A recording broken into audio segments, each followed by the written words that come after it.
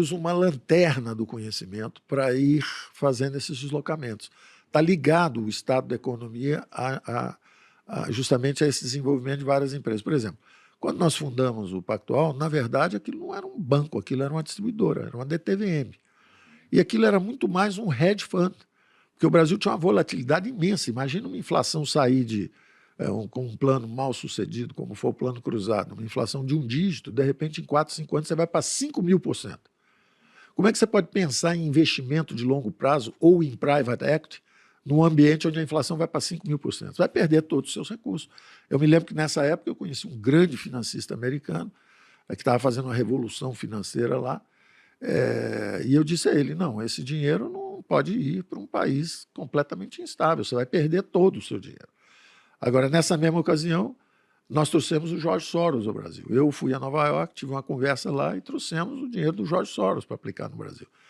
E multiplicamos o dinheiro por 3 ou 4, em 1 ano e meio ou 2. Quer dizer, por quê? Porque era um ambiente de alta volatilidade, era um acelerador de partículas. Então, se você acabou de aprender uma teoria lá fora, eficiente, de como é que funcionam os mercados, e você coloca no acelerador de partículas, a coisa acontece numa velocidade incrível. Então, você fazia o movimento e aquilo virava dinheiro rapidamente, porque tinha um ambiente de alta volatilidade, ou seja, era um mercado de traders. Compra, vende, compra, vende. Aí depois vai virando essa mesma instituição, à medida que o Brasil vai se estabilizando, você começa a esticar estratégias. Por exemplo, vamos supor com o câmbio. O câmbio você comprava, no momento que um plano vai dar errado, ele subia um pouco, você vendia. Aí vai fazer um outro plano, dá a impressão que vai dar certo, aí o câmbio descia de novo.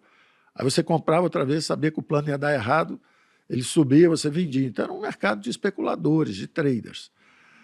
Aí, de repente, o país começa a se estabilizar, com juros imensos, que foi o plano real, um plano muito bem concebido do ponto de vista monetário, um plano monetarista até os ossos, super bem concebido como plano monetário, mas sem dimensão fiscal, sem dimensão cambial.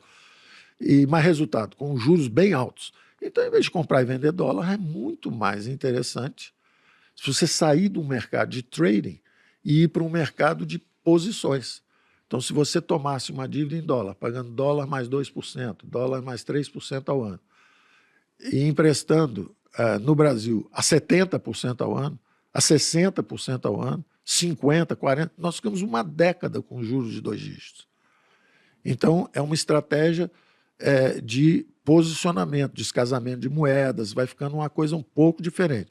Aí, quando a estabilização está consolidada, em vez de você estar num banco que faz essas operações um pouco mais sofisticadas financeiras, você começa a levar o seu próprio banco para fazer os primeiros IPOs e abertura de capital, porque a bolsa começa a subir e quando o valor dos ativos existentes está bastante alto, o interessante é você virar uma fábrica de novas companhias, que é um private equity. O private equity é uma fábrica de empresas novas.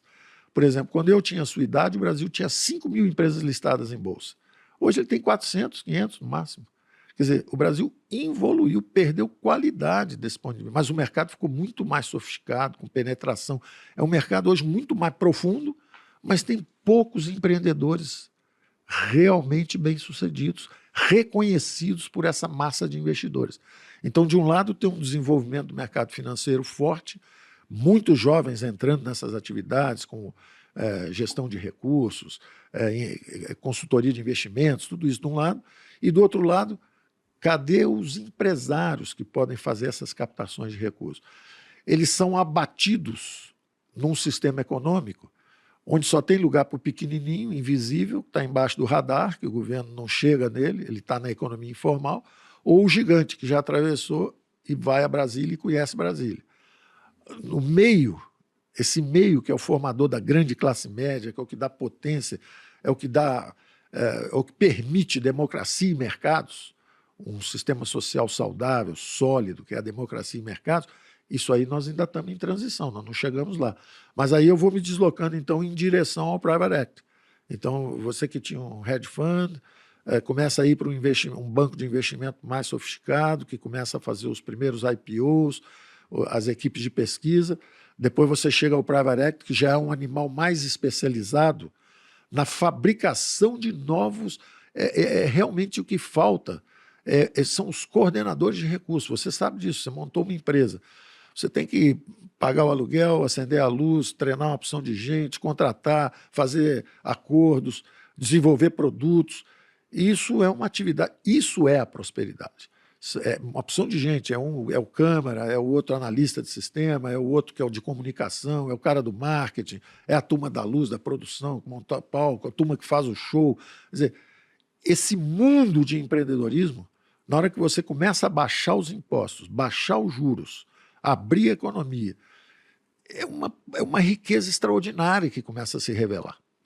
E ao contrário, se tudo é controlado pelo governo, tudo é dirigido, é proibido tudo, menos o que o governo permitir, é um mundo relativamente empobrecido. Nós estamos em transição, nós não chegamos lá, porque, curiosamente, a direita, que era um regime militar de 20 anos, e a esquerda, que foram esses últimos 30 anos, os dois tinham o mesmo fetiche.